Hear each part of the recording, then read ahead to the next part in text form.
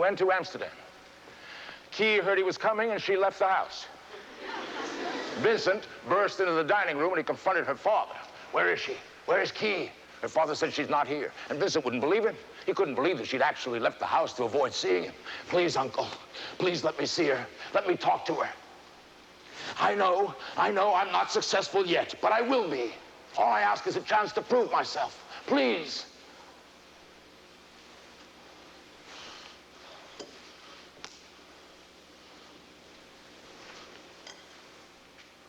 Just let me speak with Key for as long as I can hold my hand in this flame.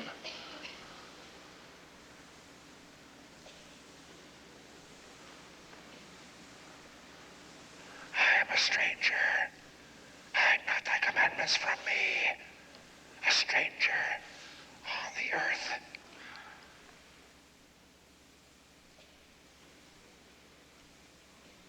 Theo, I write from The Hague. I'm staying in a little inn. I've found a woman. Not young, not beautiful, rather tall and strongly built. She does not have ladies' hands like Key's, but the hands of one who works. She is not coarse or common and has something very womanly about her. She has had many cares, one can see that, and life has been hard for her. She's not distinguished. Nothing extraordinary, nothing unusual. Theo, to me, there is such a wonderful charm in that slight fadedness, that something over which life has passed. It is not the first time that I have been unable to resist that feeling of affection and love for those women who are so damned and condemned and despised by the clergyman from the pulpit. This woman has not cheated me. He who regards all these women as cheats, how wrong he is, and how little understanding does he show. This woman has been very good to me. Very good and very kind. The clergymen call us sinners, conceived and born in sin. Is it a sin to love, to need love, not to be able to live without love? I think a life without love is a sinful condition. I cannot, I may not, I will not live without love.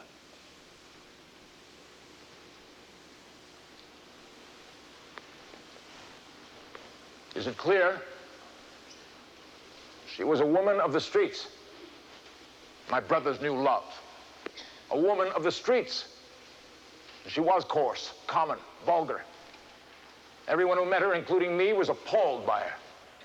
She had a nasty tongue, vicious temper, she drank, and she smoked cigars. Why? Why, Vincent? Why?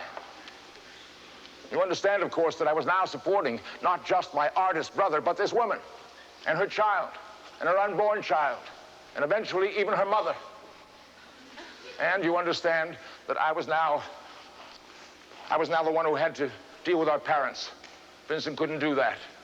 It was impossible, always impossible. Every meeting between Vincent and Father ended in nothing but pain, terrible arguments. Father always finding fault, Vincent always more and more stubborn, difficult. So, I was a negotiator.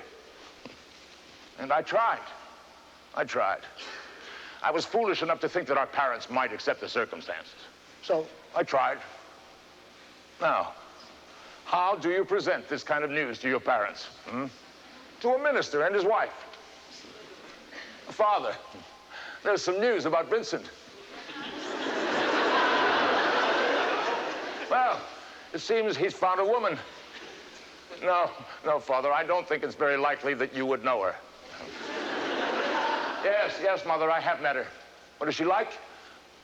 I would say she's interesting, very interesting. No, Father, she's not employed. Vincent tells me she's given up her career. By the way, there's a child, and she's expecting another. No, not by Vincent, no. Well, we don't seem to know exactly who the father is. For some strange reason, our parents were not terribly understanding. Father said, we'll take legal action. We'll have him declared unfit to manage his own affairs. We'll have him put into an asylum. Dear Theo, you say, quote, Only a few witnesses would have to declare me unfit to manage my own affairs. This would be sufficient to entitle father to take away my civil rights and put me under guardianship, end quote. I take the liberty to doubt it. If you ask me, I don't think the family would try a thing like that. Yes, father's capable of it, but I shall fight him to the limit. Let him think twice before he attacks me. I doubt they have the courage to do it. But if they should have the will and the courage, I can take care of myself. I'm not afraid. But in case you should learn that steps are being taken, please let me know. I ignore cheap talk, but as soon as they do something, I hope you'll warn me. I know the law. I know of a case of a man who, against his will, was put under supervision. He warned the person who had him under his supervision that he had no right to curtail his liberty. He would have to let him go. He warned him a few times quietly, but he was refused. After which, he knocked his keeper's brains out with a poker. And he remained standing, quietly, peacefully. He let himself be taken prisoner. The case was investigated. The result was an absolute acquittal. For in some extreme cases, there exists a right of self-defense. You see, I know the law. This is war. War in the family. For me, it's a holy war. This is a fallen woman. I'm saving her and her children from the streets. I consider it a holy work. I want to marry her. I ask but one simple thing. Just let me love and care for my poor, weak, ill-used little wife as well as my poverty permits without them trying to separate, worry, or hurt us. Well, what could I do? What could I do? I was trapped. I was caught between Vincent on the one side, my parents on the other. There was nothing I could do. Trapped. For the sake of the family, I had to ask them to leave her. I used the only weapon I had. I threatened to cut off his financial support. Theo, you put me between two fires. But if my head has to be cut off, then here is my neck. Do it. Before I found her, only a short time ago, I came home to a house that was not a real home. There was no wife and no child. These two great voids stared at me day and night, and there was no love. I don't know if you ever had that feeling which forces us to groan and cry out, my God, where is my wife? My God, where is my child? Theo, a wife you cannot give me. A child you cannot give me. Money, yes, but what good is it if I have to do without the rest? He couldn't be alone. He could not be alone. He had to live for somebody.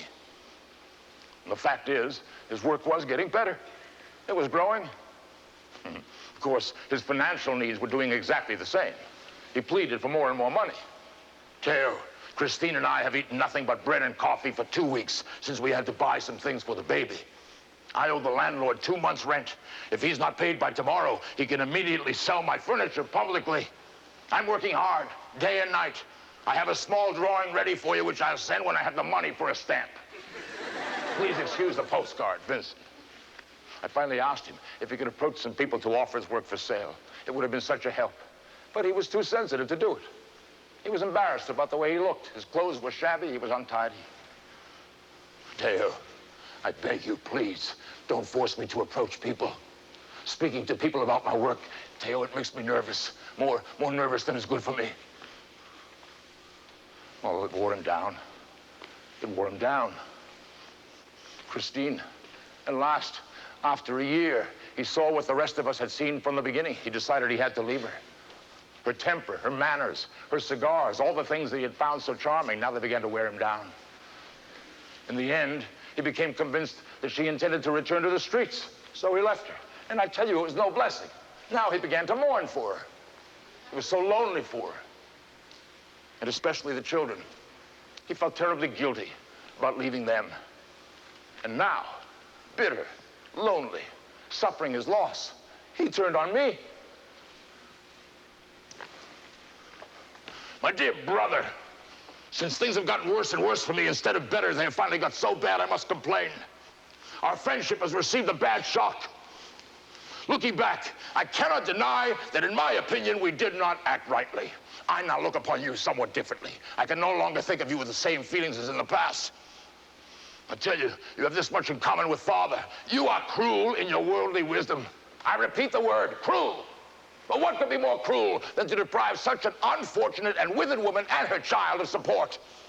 No, no, no. Don't think it'll help if you reason that it was just a question of a fated whore and her bastards. So much more the motive for deep compassion, which I showed, and you didn't.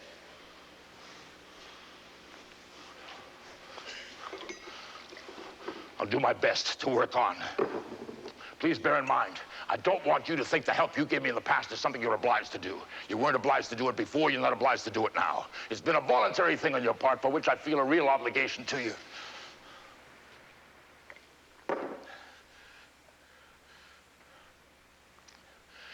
Now, I'm working on some drawings of the Weavers.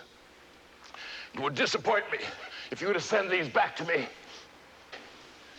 Seems necessary for me to point out, when I send you some drawings, you should at least show them to somebody. I was asked 3 times last week by absolute strangers, why is it you never sell your work? That's the truth, Theo. You've never sold a single piece of work for me. Not for much, nor for little. In fact, you haven't even tried. Not so long ago, you told me yourself you are a merchant. All right, sir. If I send you a certain number of drawings, may I at least count on you showing them? Just because we began as friends, with a mutual feeling of respect, I won't suffer it to degenerate into protection. If you don't do anything with my work, I don't cherish your protection. Now you tell me my work is almost saleable, but, oh, Theo, that's exactly where I was with you a few years ago. You've never shown me any sign you believe in my progress. Your opinion of my work must be very low indeed. You won't show it. You won't soil your hands with it. No sign you believe in my progress. Instead, there's the money. But for the work, nothing. I can no longer live on that. It's getting too lonesome, too cold, too empty. He was amazing. The man was amazing. I won't say ungrateful, just amazing. He lived on bread and cheese. Went for weeks without a piece of meat. He saved the money for paints, canvases, models. It was a hard time. A very hard time. I don't know how we struggled through it. It was all I could do to send him what I did, and still maintain my own affairs. And he was always needing, pleading for more, more, more. Not for himself, for the work. God, what it must have cost his pride to ask for the money. That must be fair to myself. Whenever I wanted to exhibit his work, he wouldn't let me. There was always some excuse. No, I'm not ready. No, I don't have enough paintings to show. No, this gallery is too dark. Oh, that gallery has a bad reputation. No. We'll wait. We'll wait until I have 30 or 40 more large canvases finished, and then we'll show them. But only in your apartment. Wouldn't allow me to properly exhibit his work. Somehow we survived. I worked on at the gallery. I found a wonderful wife. And Johanna has never once complained about the money that went to Vincent. And Vincent painted. And he studied, and he painted, and he struggled, and he painted. And it was a strange time, very strange time. He was at the same time of 2 minds about his work. Sometimes he was sensitive, sometimes secure. Sometimes he could be bitterly hurt by criticism, other times secure enough to laugh at it. I can tell you this.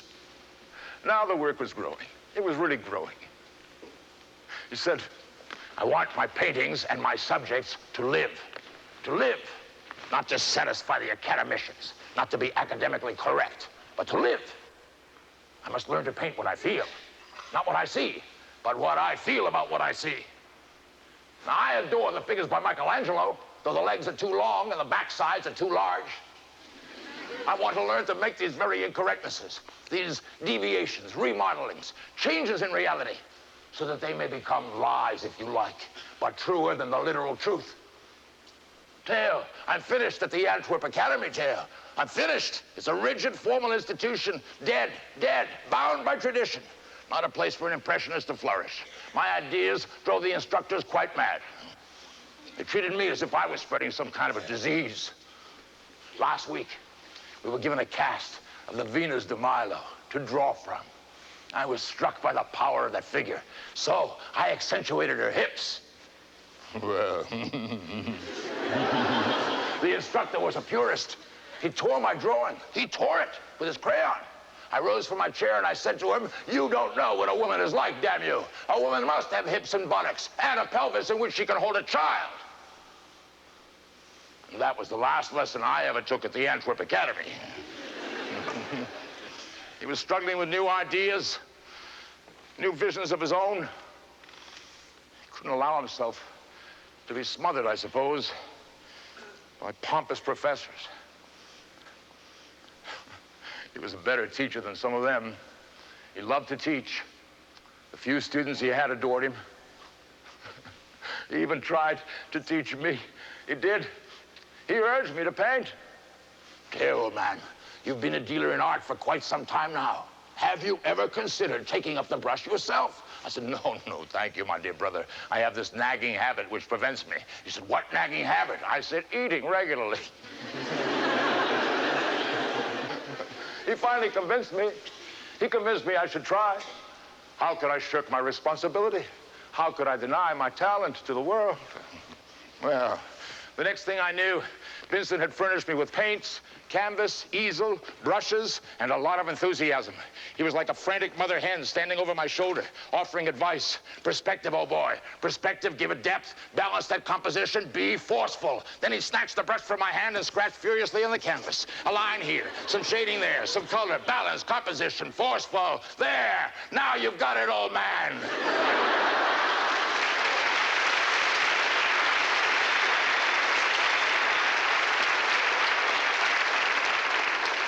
And don't forget to clean out your brushes.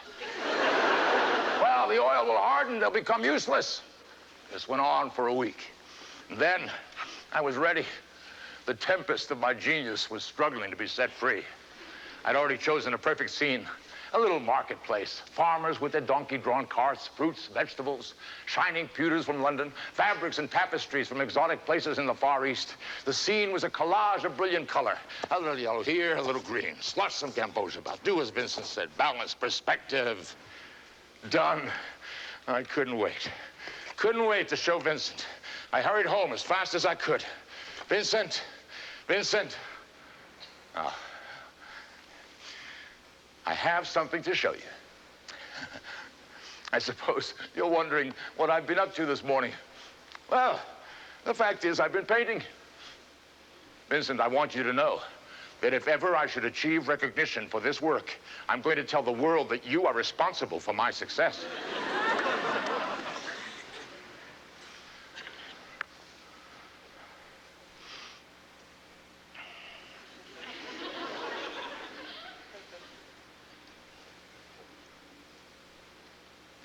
Strange look came over his face. And then he said, well, old man, did you remember to clean out your brushes?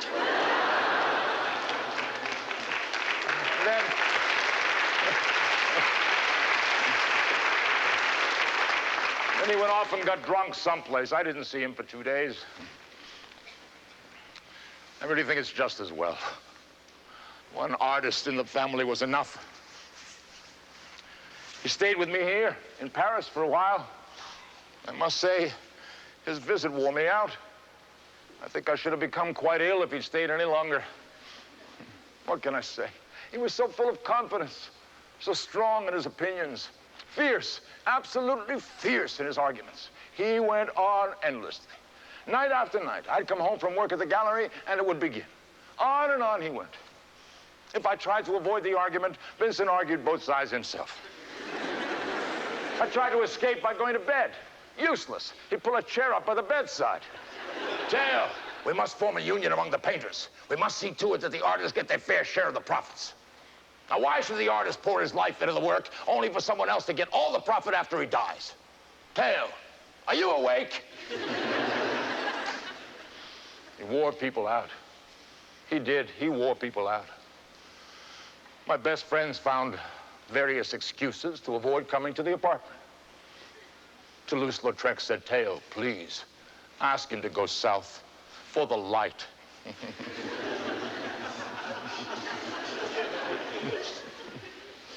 While he was with me, there were some great times.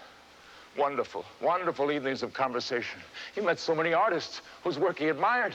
He met Pissarro, Seurat, Toulouse-Lautrec, Bernard, Gauguin, and they would talk for hours and hours about everything, about their problems, about their work, about art dealers. Gauguin. Monsieur Paul Gauguin. Oh, God. Oh, I wish he had never met Gauguin. That was tragic. The beginning of the end. Vincent moved south to Arles, and it was a relief. My health wasn't too good. It was a blessing to live quietly again. But Vincent was lonely, terribly lonely, and he wasn't feeling well himself. He worked hard. He did. He painted in periods of frenzy, and then he would drink. Yes, he drank to calm himself. And always he was lonely. Gauguin was in bad times, with a reputation as an artist, yes, but no money, no support. Well, for Vincent, that was perfect. He'd found another soul to save. We must help Gauguin. We must bring him here to Arles for a rest. It will be good for both of us. We will start a community of artists, and Gauguin will head the studio. Now, can you imagine? For weeks, Vincent painted day and night for Gauguin, to impress Gauguin. Everything. To decorate his room. We must make his room warm and cheerful. We must buy furniture for Gauguin. We must decorate for Gauguin. Everything for Gauguin, for Gauguin. And then he came. Gauguin arrived. I sent him the money, and he arrived.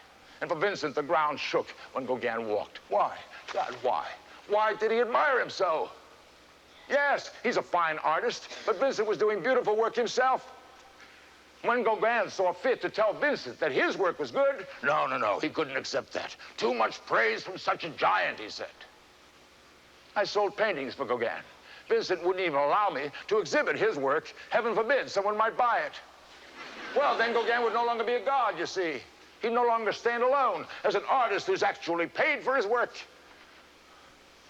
Well, they worked together, they argued together, they whored together.